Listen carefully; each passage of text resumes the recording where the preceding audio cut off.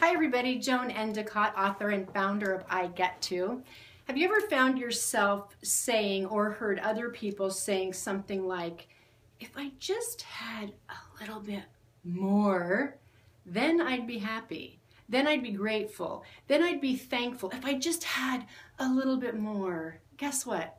No, they wouldn't. No, we wouldn't, because it has nothing to do with how much we have, rather our perspective towards what we do have. And the beloved Robin Williams was sadly a good example of someone who had it all, and yet there was something missing for him. And we don't know what that was, but we do know that when people think if you just have more stuff, then you'll be happy. If you're just more popular, if you just have fame or fortune, all of the, if I just had that, I'd be happy, just a little bit more.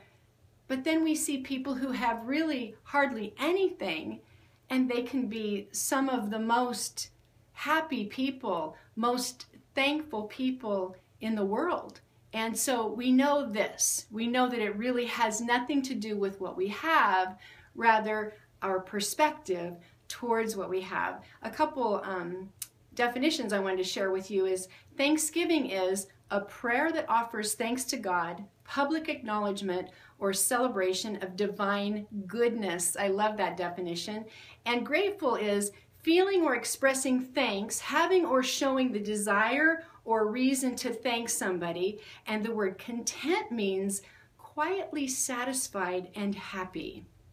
A few years ago, I was on my way to visit a friend of mine who was actually in a nursing home. She was a 30-some-year-old mother of 2 teenagers, and she had was suffering from the effects of chronic progressive multiple sclerosis, and her name was Kim. I was on my way to visit her, and I stopped at a retail store to pick up a couple items, and as I was going up to pay for these, there was a couple cashiers interacting with each other, and one cashier, this was kind of her demeanor.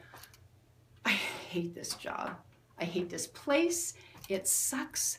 I cannot wait to get out of here. I cannot wait to be just done with this place. She was going on and on. This was her whole demeanor and attitude. She was saying this to the other cashier who was just listening. Put my things down on the belt and just kind of waited for her to be done venting. But as I was standing there, I was so grieved thinking about, I'm on my way to visit Kim, who she can't go to her kids' sports events, she can't tell them how much she loves them, she can't do anything. She's just lying there in a hospital bed.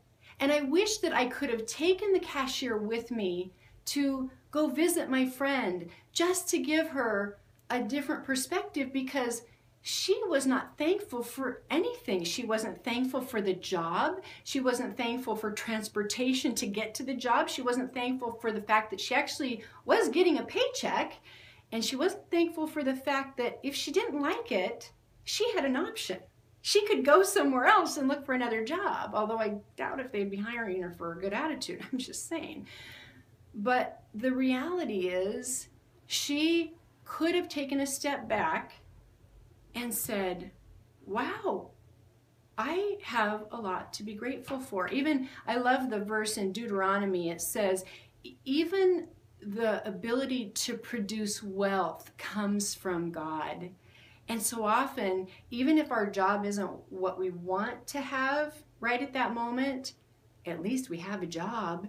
And there are a few thousand people who might trade, or more than that, who would maybe even in your own city or your own area trade places with you just for the ability to do what you're able to do. So it really is a matter of Thanksgiving is an ongoing choice. It's a decision that we make. And people, if we're ever tempted to say, well, there's not much to be thankful for, guess what? All we need to do is shift a little bit and say, besides the fact that I have food, shelter, clothing, transportation that is available to me, and if you don't have food, I'm not minimizing that. I'm saying we have so many people with huge hearts who are saying, here, come here, I will help you.